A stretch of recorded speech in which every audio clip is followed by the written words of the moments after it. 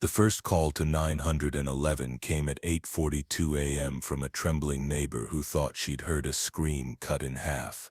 Maplewood Lane was not the kind of street where screams happened. It was the kind where people watered identical lawns at 6 p.m., where every doorbell camera caught the same quiet routine: delivery trucks, morning joggers, the mailman's slow roll down the curb. Yet on that April morning, patrol units arrived to find the stillness of that neighborhood cracked open, thin ribbons of blood across a white-tiled kitchen, a broken ceramic mug, and a silence so total it felt deliberate. The house belonged to the Harpers: Jonathan, an engineer at the city's power utility, his wife Claire, a guidance counselor at the local high school, and their only daughter, 17-year-old Emily. The call sheet would later label it a domestic triple homicide, but at that moment no one knew who was alive, who was dead, or what had driven violence into a house that looked like an ad for middle-class serenity. The first responders entered through the unlocked back door, weapons drawn but uncertain of what they were even walking into.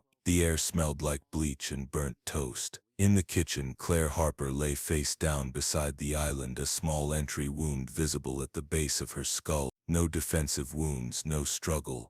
Jonathan was found in the hallway near the stairs, one hand extended as if he'd been reaching for something or someone. His throat had been cut clean, surgical. Upstairs, the master bedroom door stood open, sunlight pouring through sheer curtains onto a carpet that held two sets of footprints, one adult, one smaller, both tracked in blood. Emily Harper was nowhere to be found. By 9:30 a.m. the house was sealed off with yellow tape. Detectives from the county's major crimes unit arrived, among them Detective Elise Morin, a 15-year veteran with a reputation for emotional precision. She didn't get rattled, she simply noticed things. The placement of a chair angled slightly toward the back door, a phone charger unplugged but left coiled neatly, two breakfast plates set out, one half-eaten, one untouched. It wasn't the chaos of a burglary or the panic of a break-in. It was the stillness of intent. Morin walked through each room in silence before stopping at the living room mantel. Family photos in perfect alignment.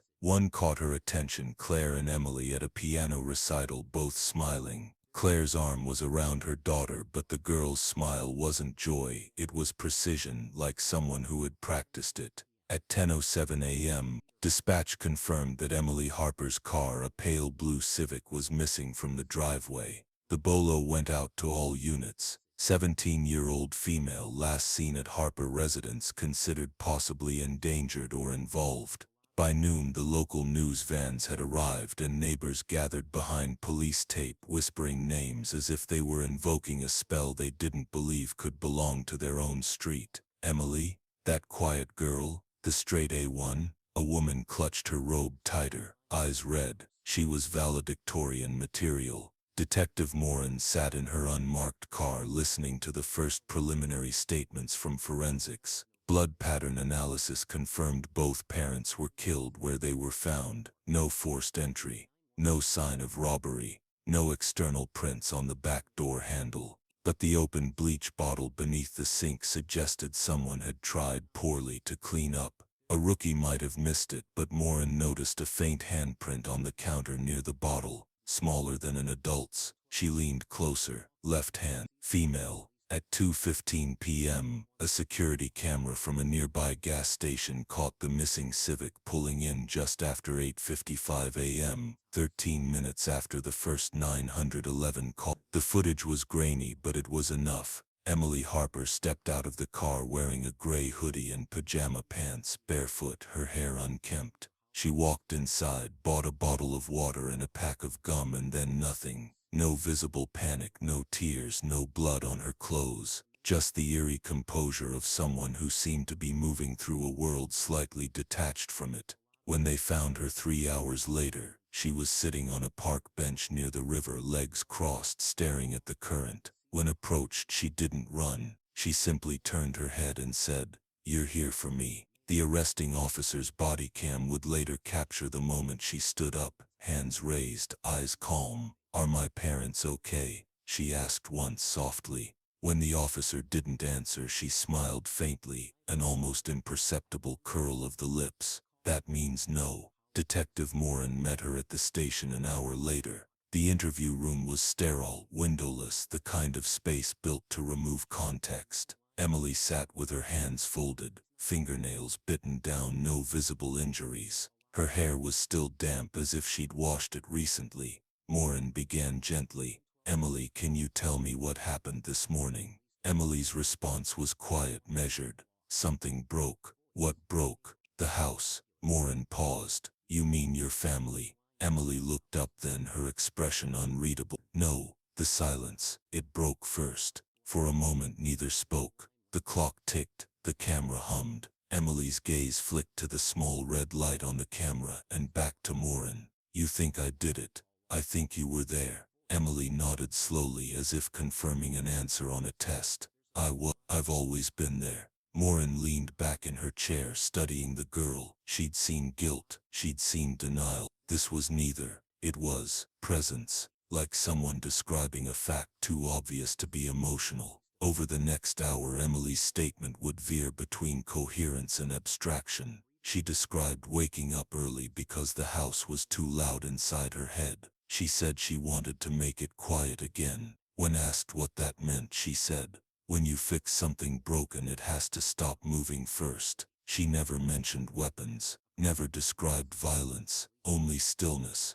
The murder weapon, a kitchen knife, had been recovered from the dishwasher, wiped once but not enough. Her fingerprints were on the handle, her father's blood beneath her fingernails. The water in the tub upstairs tested positive for trace blood residue, likely where she'd washed afterward. But what unsettled investigators most wasn't the evidence. It was her composure. When told her parents were dead, she didn't cry. She asked, "Are they together?" When told yes, she said, "Good." They didn't like being apart. By nightfall, the story had hit national news. Maplewood teen in custody after parents found dead. Comment sections filled with strangers trying to explain what couldn't be explained. Mental illness, trauma, bad parenting, social media influence. But none of those fit cleanly. Emily Harper had no record, no behavioral flags, no history of abuse or psychiatric treatment. Her teachers described her as gifted, meticulous, self-contained. Her counselor, ironically her mother's co-worker, had once written, "Perfection is Emily's armor." Detective Morin stayed late at her desk reviewing the footage again. Emily at the gas station, barefoot, calm. The faint smudge of blood on her wrist that no one had noticed at first glance. Morin paused the frame there. There was something almost ritualistic about the stillness in the girl's posture. Not fear, not guilt. A kind of serenity that didn't belong in the aftermath of murder. When Morin finally left the precinct that night, she drove past Maplewood Lane. The street was empty now. The Harper's house sealed and dark, the yellow tape fluttering like a wound that refused to close. Across the street, someone had left 3 candles on the sidewalk. Their flames barely moved in the wind. The quiet was perfect again, too perfect. Inside the evidence locker, sealed in plastic, sat the kitchen knife, the bleach bottle, and a folded note found later in Emily's room, written in neat, deliberate handwriting. "If silence is the only thing that listens back, maybe it's the only thing that's real." Detective Morin didn't sleep that night. The interrogation room was cold enough to make her fingers tremble, though Emily never asked for a blanket. The next morning she sat where she'd been left the night before, posture straight, expression composed, the kind of stillness that made people uneasy. The wall clock marked 7:03 a.m. when Detective Elise Morin entered again, coffee in hand, hair tied back, eyes hollow from a night spent watching the same footage over and over. The girl looked up just once and said, "You stayed." It wasn't a question. Morin nodded, setting her file on the table. "I don't sleep well when children die," she said. "You're not a child," Emily replied. Neither were they, not really. They saw too much. Too much of what? Pretending. There was no defiance in her tone, just that same unnerving calm, the sound of someone stating a truth no one else had agreed to yet. When Morin didn't respond, Emily smiled faintly, the expression small but exact, like punctuation at the end of a long sentence. "You'll see soon," she said. At 9:15 a.m., An officer brought in a sealed evidence bag containing a small digital recorder, one that crime scene technicians had found tucked under Emily's bed the night before. It was labeled in blue ink, Day 42. Morin held it up. You know what this is? Yes, you recorded something. Emily nodded. Everything. Why? Because no one believes silence. Morin pressed play. The voice that filled the room wasn't the voice of a killer. It was softer, halting, uncertain. Day 42. The sound in the walls is stronger today. Mom says it's the pipes. Dad says it's stress. But they don't hear it right. It's not in the house. It's behind it. A long pause. Sometimes it talks. Not in words exactly. It tells me things. Reminds me of what I owe. Morin stopped the recording, staring at the device like it might explain itself if she gave it enough time. You've been recording these for how long? Since January. Who told you to? No one told me. It told me. The rest of the day unfolded like a slow-motion disaster, one revelation at a time. Forensic analysts traced the recordings back weeks. There were 19 files total, each labeled with a date and a phrase: still water, mirror day, red morning. The final one, recorded just hours before the murders, was titled The Fixing. At 2:37 p.m., while the audio team worked, Morin met with Claire Harper's colleague, who confirmed that just a week before her death, Claire had scheduled an emergency meeting about her daughter. She'd grown intense, the colleague said carefully, not angry, just focused. Claire said she'd found drawings, patterns, spirals, something mathematical but strange. She was worried Emily might be slipping into some kind of obsession. The counselor had told her to bring Emily in for evaluation. The appointment was set for the following Tuesday. It never happened. By sunset, the lab had decrypted the final recording.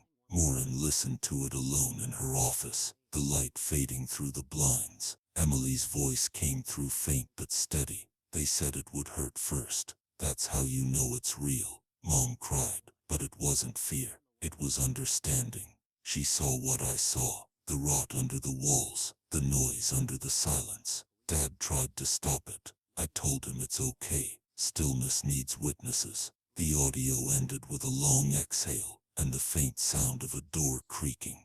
Then nothing. Morin turned off the player. The room stayed silent for almost a full minute before she whispered, Jesus. She'd worked homicides for 15 years, saw jealousy, rage, greed, all the usual shapes of evil. But this was different. There was no motive, no escalation, just the tranquil certainty of someone who believed she was performing a sacred act. Meanwhile, the community of Maplewood Lane began to unravel. News crews camped outside the Harpers' home, the footage replayed on every major outlet by evening. Teen claims voices told her to fix her family. Theories multiplied. Psychosis, cult influence, possession. Every parent on the street suddenly checked their children's journals, phones, playlists. Every creak in every wall became suspect. At the county detention center, Emily spent her nights in a juvenile isolation cell. White walls, concrete bench, no mirror. She asked for paper and pen on her second day. The guards gave her a notebook. She filled 20 pages by morning with geometric patterns, concentric circles divided by sharp intersecting lines, each page more complex than the last. When Morin visited, Emily looked up and said, "It's like sound but written." "You believe the voices were real?" Morin asked. "You don't." The psychiatrist assigned to the case, Dr. Anwar Malik, reviewed the audio files and met with Emily twice. His report would later describe her as lucid, articulate and emotionally detached from moral evaluation. His notes read, possible schizoaffective presentation versus delusional disorder with religious structure, strong intellect, intact logic, minimal affect, no remorse, no distortion of time or place. Speaks of her actions as if performing a necessary function, not violence. The trial was months away, but already the story had a hold on the country. The Harper case became shorthand for the horror of unknowable motives. podcast dissected the tapes. Online sleuths claimed to hear hidden messages when played backward. The public built meaning where none existed, because the truth was too simple. Sometimes evil doesn't rage, it whispers. Morin returned to the house 2 weeks later, alone. The scent of bleach had faded, replaced by the sterile smell of dust and old wood. She walked the same path through the kitchen, down the hallway, up the stairs. In Emily's room the walls were bare except for faint impressions where posters once hung. On the nightstand sat a single book the evidence team had missed, a thin paperback of essays titled The Discipline of Stillness. Its margins were filled with Emily's handwriting. Silence is not absence, it's the shape of what remains when everything false is gone. Downstairs, Morin stopped by the mantel again. The photo of the piano recital was gone, taken as evidence, but the dust outline remained. She stood there for a long moment before saying quietly to the empty room, "You weren't chasing silence, you were running from it." Outside, the neighborhood had started pretending again. Lawns mowed, mailboxes upright, kids back on bikes. But everyone walked a little faster past the Harper house. Everyone locked their doors twice. At the detention center that same evening, Emily asked her guard for a radio. When he refused, she said, "That's okay, I can still hear it." He asked, "Hear what?" "The house." He laughed nervously, told her to get some sleep. But when he passed her cell again, an hour later, she was sitting cross-legged on the floor, eyes closed, whispering something under her breath. The microphone in the corridor picked up just one clear word: fixed. By the time the county formally classified the Harper murders as a case of filicide by psychotic delusion, the phrase "logic of madness" had begun circulating among the press, 2 words that satisfied no one yet seemed to explain everything. Detective Elise Morin hated the phrase. Madness, she thought, was the excuse people used when the truth was too symmetrical to be accidental. And Emily Harper's truth was all symmetry. Every act, every word, every pause in her voice carried design. It was less like a breakdown, and more like an equation. The investigation deepened in directions no one expected. Forensics reconstructed a timeline of that morning. 6:58 a.m. Jonathan Harper brewed coffee. 7:04. Claire set out 2 plates. 7:10. The home's smart thermostat logged a sudden drop in temperature. The system's manual override engaged. At 7:17 the kitchen camera went offline. At 7:19 the first recorded sound spike on the neighbor's baby monitor. A sharp sustained tone lasting 3 seconds. Not a scream. A frequency. When technicians enhanced the audio, they heard something chilling underneath the static, a faint whisper. A single word stretched and distorted. Still, the voice was feminine, young. The data didn't prove anything, but it fed a narrative that no one could stop. Overnight, social media named her the Stillness Girl. Conspiracy threads bloomed like mold. Claims of government experiments, acoustic hypnosis, even occult signals transmitted through domestic devices. Morin ignored it all, focusing instead on the one part that didn't fit: Emily's planning. No impulsivity, no chaos. The bleach, the washing, the note. She had prepared, but not to hide, to make it legible. In her 3rd interview, Emily explained it simply. When you clean a wound, it stings, but you still clean it. What wound? Morin asked. Everything, she said. It was infected. The phrase repeated itself in her later writings: infection, purity, stillness. The psychiatrist noted it as thematic fixation. Morin recognized something else: ritual language. It was the way people spoke when they needed to justify harm as restoration. Weeks later, the lab released an overlooked piece of evidence: a thumb drive found inside Jonathan Harper's locked desk drawer, encrypted, labeled EM_privet. After decryption, it contained recordings, therapy sessions, not of Emily but of Claire. The first file opened with Claire's voice. "I'm recording this because I can't say it out loud anymore. Emily doesn't sleep. She stands in the hallway for hours. When I ask what she's doing, she says she's listening. To what, she won't say. I thought it was depression. Then I found her notebook. She had drawn the same spiral 37 times perfectly. I asked what it was. She said, the house breathing. Another file followed days later. She's been watching us. Not angry, just watching. Last night she said she could see our noise. I told Jonathan we should get help. He said she's just intense. But I can feel it. She's measuring something. The final file ended abruptly. She told me she'd figured it out. That silence isn't the absence of sound. It's what comes after. Morin replayed that line until her hands shook. When confronted with the recordings, Emily didn't deny them. She simply tilted her head. She was close, she said. But she was afraid to finish the thought. What thought? That silence isn't after. It's underneath. Morin stared at her. You think what you did revealed something true. I didn't reveal anything, Emily said. Eyes flat. I removed the lie. Across town, the prosecution was already preparing their argument. Calculated, premeditated double homicide. But the defense leaned on the tapes, the journals, the diagnosis. The courtroom would become a war between two definitions of sanity, laws and the human minds. Outside the legal walls, the story metastasized. The Harper murders became folklore. Teenagers recreated the stillness test on social media, sitting in silent rooms for hours to see if the house breathes. Copycats emerged. One girl in Nebraska carved circles into her wall and claimed she could hear Emily's voice telling her it's almost quiet. The FBI briefly opened a digital behavior file. The psychologists consulted called it cognitive contagion. Detective Morin called it infection spreading. 2 months into holding, Emily requested one thing, a mirror.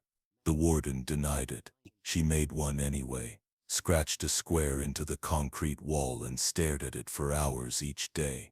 When asked what she saw, she said, versions that stopped pretending. Her lawyer, exhausted, told reporters she was unreachable. But Morin didn't agree. She believed Emily understood exactly what she was doing, controlling narrative through restraint.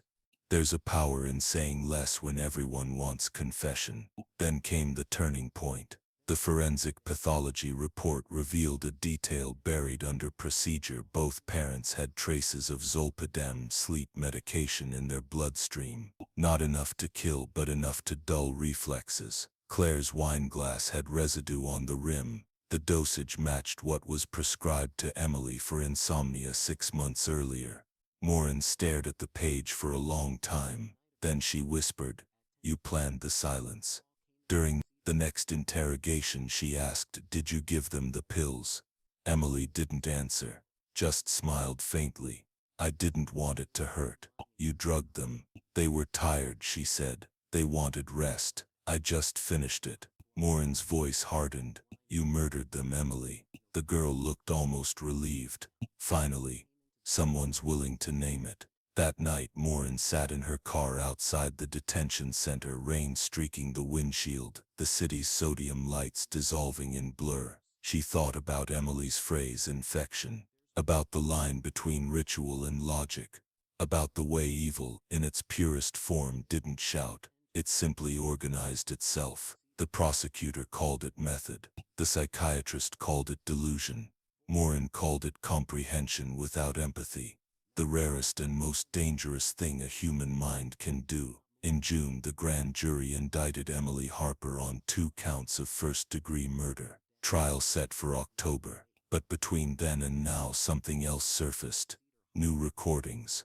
Ones that weren't hers. A recovered voicemail from the Harper landline, time-stamped 7:13 a.m. the day of the murders. A man's voice muffled. "Claire, I can't keep doing this. She's not right. You need to." Static swallowed the rest. Forensics isolated background noise, water running, then a click. Jonathan's voice. He'd been calling someone, but not 911. The number traced to an unregistered prepaid phone. When Morin traced the SIM card purchase, the record showed one buyer, Emily Harper. The realization hit like a chill, spreading through the bones of the investigation. She'd bought it weeks before, registered it under her mother's name. She'd called her father from upstairs that morning. A distraction, a trap. There was no psychotic spontaneity. There was architecture. Morin closed the file. The air in her office felt thinner. She looked at the photo of the girl barefoot at the gas station, serene, and whispered to herself. She didn't lose her mind.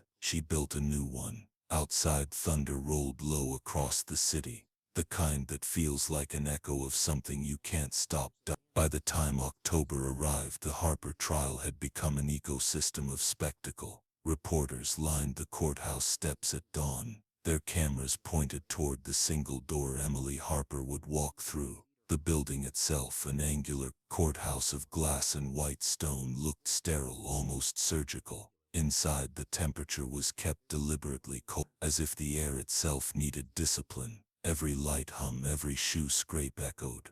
It wasn't a trial anymore, it was a ritual. Emily entered in a pale gray prison uniform, wrists shackled loosely, posture erect. Her expression was what unsettled people most, not fear, not arrogance, not even defiance, just composure. She sat beside her attorney, head slightly tilted, as if studying a painting no one else could see. Across the aisle, the prosecution team whispered among themselves. At the center of their table sat Assistant District Attorney Caroline Finch, sharp, articulate, known for dismantling sociopath defenses. To her, Emily wasn't mysterious. She was methodical, a perfect monster. Finch called her in pre-trial briefings, cold, patient, deliberate. When the jury entered, the room went so silent that the air itself seemed to hesitate. The judge, an older man with a gravelly voice, read the charges: 2 counts of first-degree murder, with aggravating circumstances of premeditation. Emily didn't blink. Finch began with a line that would be replayed on every news broadcast that night. Ladies and gentlemen of the jury, evil doesn't always scream. Sometimes it whispers logic. The first week was pure structure. Crime scene photos, evidence logs, timelines. The defense stayed quiet, letting the prosecution's narrative tighten around itself. They didn't deny the killings, they framed them. My client, said defense attorney Alan Rhodes, was under the delusional belief that her family was infected, not physically but spiritually. She acted under psychotic compulsion, not moral intent. This was not evil. This was illness. But the illness, defense faltered when the prosecution played the gas station footage. The jury saw the bare feet, the calm demeanor, the purchase of water and gun. Then the timestamp, 8:55 a.m., just 13 minutes after the first 911 call. Finch leaned forward, voice low, surgical. Does that look like compulsion? Or does that look like completion? The courtroom murmured. Emily didn't react. She just watched the footage like it belonged to someone else. Day 4 brought Detective Morin to the stand. She described the scene, the bleach, the symmetry, the note. Finch asked Detective, did anything about this crime suggest impulse? No, Morin said flatly. It was controlled, measured, intentional. And the defendant? She never asked if she was going to prison, Morin said. She asked if her parents were together. That was all that mattered. The defense cross-examined carefully, trying to extract any hint of doubt. Detective, you've described Miss Harper as composed. Could that not also describe someone detached from reality? Morin paused. Detached, yes, but not unaware. Finch stood again. So you're saying she knew what she was doing? I'm saying, Morin replied, eyes flicking toward Emily. She understood it better than anyone in this room. The words hit like a quiet explosion. Even the judge seemed to exhale through his teeth. The tapes came next. Finch wanted the jury to hear them. The whispers, the calm narration, the absence of panic. The defense objected, claiming prejudicial content. The judge overruled. When the final recording, the fixing, played, the courtroom changed. Emily's voice, projected through the speakers, filled the space. They said it would hurt first. That's how you know it's real. Finch paused the audio there. Ladies and gentlemen, I ask you, who are they? The defense objected again. Speculative, sustained, the judge said. But the damage was done. Everyone in that room had already asked the question internally.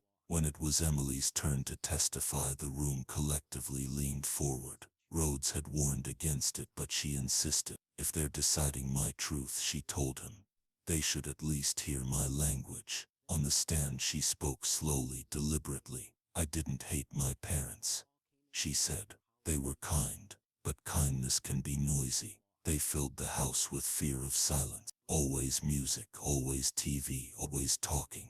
No one ever listened. Not really. Finch stood for Cross. And so you killed them. I stopped the noise. You mean you murdered them? I mean I listened to what was already happening. Finch stepped closer, tone razor sharp. You drugged them, slit their throats, cleaned the scene, washed yourself, and went to buy guns. That's not listening. That's method. That's murder. Emily's eyes met hers, calm, unwavering. Murder is when you remove life. I removed distortion. The courtroom went still again. One juror shifted uncomfortably, another looked down. Finch pressed. Are you saying you don't regret it? Emily blinked once. Regret implies a mistake, and you made none. She tilted her head. Not yet. The judge called for recess immediately after. Even seasoned journalists sat in silence. One muttered into a recorder, "She talks like she's on trial for philosophy, not murder." That night, cable news anchors replayed her testimony with slow-motion close-ups, calling her the embodiment of controlled insanity. Online, she became a paradox, half villain, half icon. Accounts flooded TikTok and Reddit. She's not wrong. She's terrifyingly lucid. The trial stretched into its third week. Expert witnesses debated her diagnosis: psychosis versus personality disorder. The defense psychiatrist argued for dissociation, a fractured reality that preserved itself through ritual. The prosecution countered, "She isn't fractured. She's free from empathy.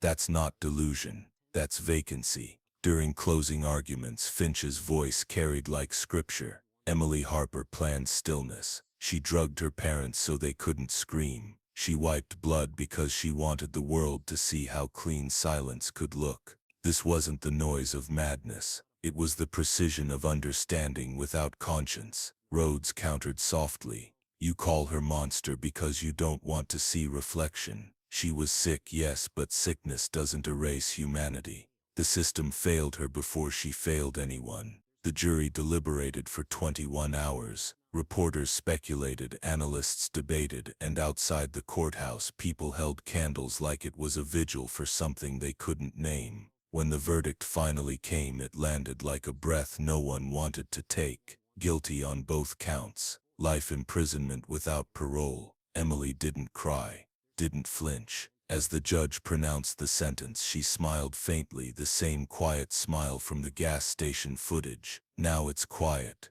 she whispered. Detective Morin stood in the back of the courtroom, arms folded, eyes hollow. She watched the bailiffs lead the girl away and thought not of justice, not of punishment, but of the line Emily had spoken months earlier. Silence isn't after, it's underneath. That night, Morin drove back to Maplewood one last time. The Harper house had been sold already, the new owners painting the walls white again, the for sale sign replaced by a swing set. But when she stepped out of the car, she swore she could still hear it, the faint hum beneath everything, the sound that started it all. She told herself it was just the wind, but the wind didn't whisper her name.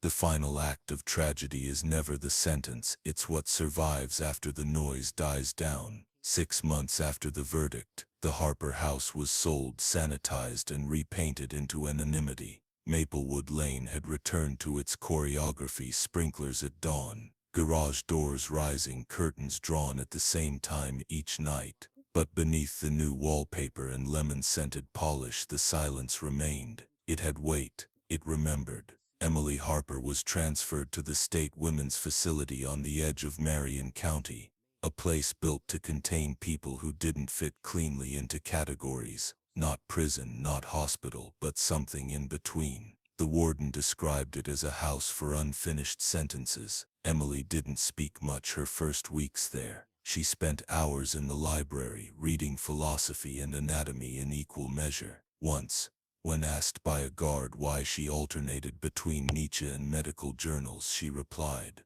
Both are about structure and collapse. The guard stopped asking questions after that. Detective Elise Morin kept her distance for months. Officially, the case was closed. Unofficially, it lived in her bloodstream. She still woke some nights at 3 a.m., hearing Emily's voice from the recordings. Soft, deliberate, certain. Sometimes she replayed the phrase, "Silence isn't after, it's underneath," like a key she hadn't yet found the lock for. In early spring she received a letter, plain envelope, no return address, inside a single sheet of lined paper. The handwriting was unmistakable, neat, symmetrical, almost beautiful. "Detective Morin, they said you kept listening. That's good. You'll hear it soon too. The hum under everything. When you do, don't be afraid. It isn't coming for you. It's coming through you. E.H." There was no postage mark. Someone had delivered it by hand. Morin stared at it for a long time before locking it in her desk. That night she went to the river, the same park bench where Emily had been found after the murders. The air was damp, the water dark. She sat for an hour listening to the sound of the current, waiting for something she couldn't name. The city around her was alive, traffic, sirens, conversation, but underneath it all, there was a rhythm she hadn't noticed before, a low, continuous pulse like breath through stone. She told herself it was the water. She didn't fully believe it. Meanwhile, the world had moved on, or at least it pretended to. Documentaries dissected the Harper case with academic precision. True crime podcasts recited transcripts of Emily's testimony like sacred text. The phrase, "perfect stillness," became shorthand for control taken too far. Teenagers wore t-shirts that said "I listened too." Hashtags turned tragedy into aesthetic. In the absence of meaning, people built ritual. That was always the cycle: horror, fascination, mythology, forgetfulness. But then came the copycats. The first was a 17-year-old boy in Utah who strangled his parents in their sleep and wrote, "I made it quiet" on the wall. Then a girl in Ohio who left a note saying, "They said I'd hear it when it was ready." The media called it the silence movement. Experts called it moral panic. Law enforcement called it infection. When Morin saw the headlines, she closed her laptop and sat in the dark for a long time. She knew what Emily would say if she could see it. She would call it resonance. She would smile and say, "You can't stop sound once it's made." In the Marion facility, Emily was granted limited writing privileges after 6 months of exemplary behavior. Her letters to the outside world were censored, except one. The warden approved a correspondence program for academic research. A graduate student in criminology, fascinated by the philosophical framing of her testimony, began sending her questions. Emily's responses were articulate, unsettling, and deeply precise. Q. Do you feel remorse for what you did? You're asking if I wish I hadn't cleaned the wound. You're confusing regret with relapse. Q. Were the voices real? Everything is real to the one who listens long enough. Q. What do you want people to understand about you? That silence was never empty. It was waiting. When those letters leaked, as they inevitably did, the internet treated them as scripture. The public fascination reignited. The more people read, the less they understood, and the less they understood, the more they needed to read. The warden revoked her correspondence privileges. It didn't matter. The words were already free. On the anniversary of the verdict, a small news crew requested an interview with Detective Morin.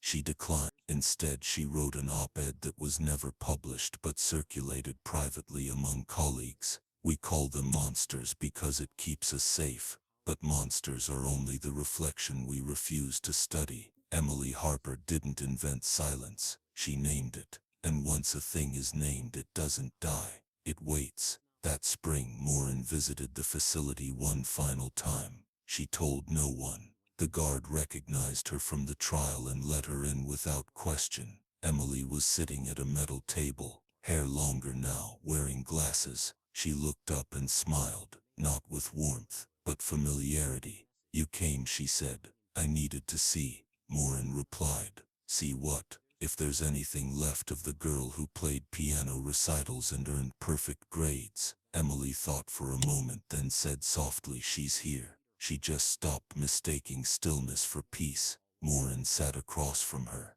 You infected people. No, Emily said, leaning forward. I reminded them. Of what? That truth doesn't need to shout. They sat in silence for nearly 2 minutes, long enough for the clock's second hand to become unbearable. When Morin finally stood, she said, you realize you've created something that will outlive you. Emily smiled faintly.